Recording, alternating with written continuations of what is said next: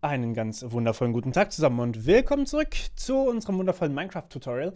Heute wollen wir ein bisschen was für fortgeschrittenere Leute machen. Das heißt, Leute, die wirklich schon häufiger oder länger einen Server hosten und sich mit Permissions auseinandergesetzt haben. Wenn ihr das noch nicht gemacht habt, dann müsst ihr das eigentlich wahrscheinlich zuerst mal tun.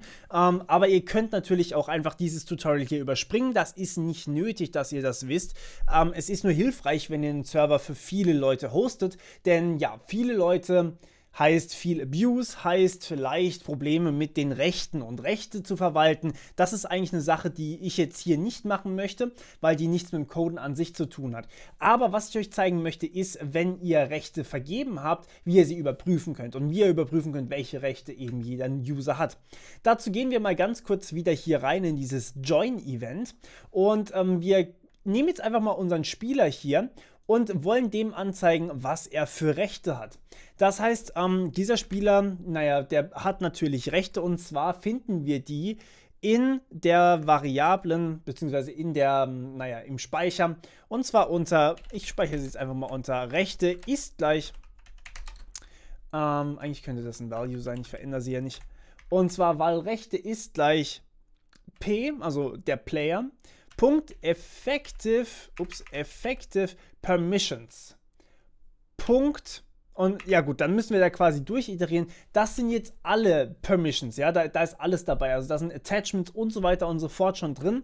Und was wir jetzt hier machen, für jedes einzelne dieser Rechte, vor Recht in Rechte, das wollen wir ihm schicken, und zwar wollen wir ihm den Namen von dem Ding schicken. Das heißt, wir sagen p.sendMessage, und zwar Recht, Punkt, Achtung, wichtig, Permission. So, und damit bekommt er quasi das, was ihr in dieser Sekunde, in der Datei permissions.yml angegeben habt. Also zum Beispiel, na komm, sowas hier. Das könnt ihr ja da alles angeben. Aber ja, wenn ihr natürlich kein Permissions-Plugin habt, dann wird das nicht eingelesen. Das heißt, wir bleiben jetzt erstmal hier bei den Rechten, die man von vornherein hat. Ich habe jetzt hier nämlich absichtlich kein Permissions-Plugin auf diesem Server drauf, weil ihr vielleicht das noch nicht gemacht habt, und wir wollen jetzt das einfach mal mit Standardrechten machen. Wie gesagt, kümmert euch um die Rechte woanders irgendwie, keine Ahnung.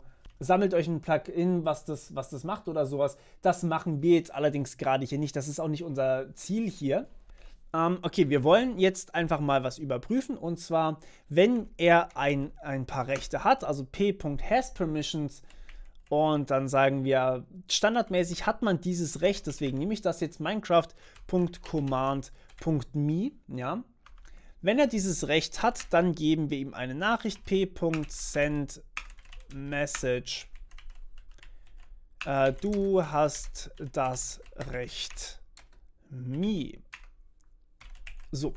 Und ja, das ist eigentlich alles, was wir hier machen wollen. Wir sammeln sozusagen alle Rechte, also wir geben ihm wirklich eine Nachricht mit allen Rechten, das machen wir zuerst, und dann überprüfen wir, ob er ein ganz spezielles Recht hat, und falls er dieses Recht hat, dann schicken wir ihm eine Nachricht. Das sind so die zwei Hauptdinger, die ihr mit Rechten machen könnt eigentlich, und ja, dann kopieren wir das Ganze hier mal rüber, so, und zwar in Plugins, reinkopieren und den Server selbstverständlich starten. So, wir switchen und connecten auf den Server und sehen, dass wir hier erstmal alle Rechte zugeschickt bekommen. Das heißt, wir haben das Recht Bucket Command Plugins, wir haben das Recht Minecraft Command MSG, also Message Help Trigger Version User Help Copy Me, und dann kommt die Aussage, du hast das Recht Me, was im Endeffekt diese Überprüfung hier mit dem if war. Ja, wunderbar. Das heißt, das haben wir eigentlich schon alles. Jetzt ist es natürlich an euch, vielleicht das Ganze noch so einzurichten mit einem Permissions-Plugin, zum Beispiel Permissions X oder sowas, dass ihr das auch vernünftig benutzen könnt. Aber das wollen wir hier nicht machen. Wie gesagt, das fällt über das Programmieren raus, und darauf wollen wir uns in der Reihe konzentrieren. Gut, ich hoffe, das passt für euch. Und ja, wir hören uns wieder beim nächsten Mal. Bis dann. Ciao.